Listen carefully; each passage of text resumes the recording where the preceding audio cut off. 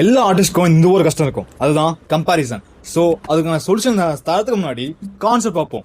நாம எங்க இருக்கோம், தமிழ்நாட்டில் இருக்கோம், அவங்க சைனால இருக்காங்க. டிஃப்ரெண்ட் ஆர்டிஸ்ட் டிஃப்ரெண்ட் ஃபார்ம்ஸ்ல இருப்பாங்க. அவங்களுக்கு ஏற்ற மாதிரி தான் அவங்களோட ஆர்ட் ஸ்டைல்ஸ் உருவாகும்.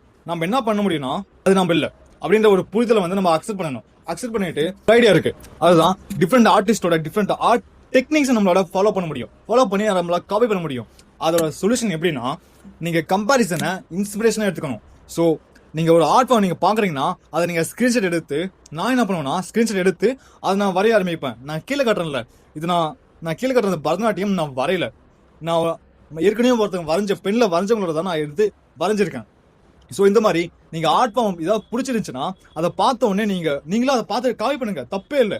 இதனால different artist different art styles different art forms நீங்க வரையும் போது உங்களுக்கு கான்ஃபிடன்ஸும் வரும் அண்ட் நல்லா இருக்குன்னு சொல்லிட்டு ஒரு குட் ஃபீலிங் கிடைக்கும். அண்ட் இதனால என்ன பண்ணுவீங்கன்னா பேஷன்ஸ், பொறுமையை நீங்க இழுக்க மாட்டீங்க அண்ட் டிராயிங்க டக்குன்னு நீங்க விடவும் மாட்டீங்க. ஸோ இன்ஸ்பிரேஷனை ஒரு காப்பி மெத்தடா யூஸ் பண்ணிட்டு காப்பி பண்ணுங்க, அது தப்பே இல்லை. அண்ட் இந்த டெக்னிக் யூஸ் பண்ணிட்டு வரைய ஆரம்பிங்க, இன்ட்ரெஸ்டிங்கா இருக்கும். நான் ஒரு புது டெக்னிக் கூட வரேன், போயிட்டு வரேன்.